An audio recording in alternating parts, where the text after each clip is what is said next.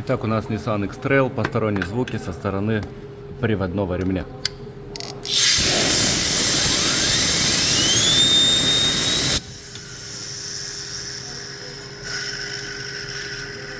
Ролик шумит.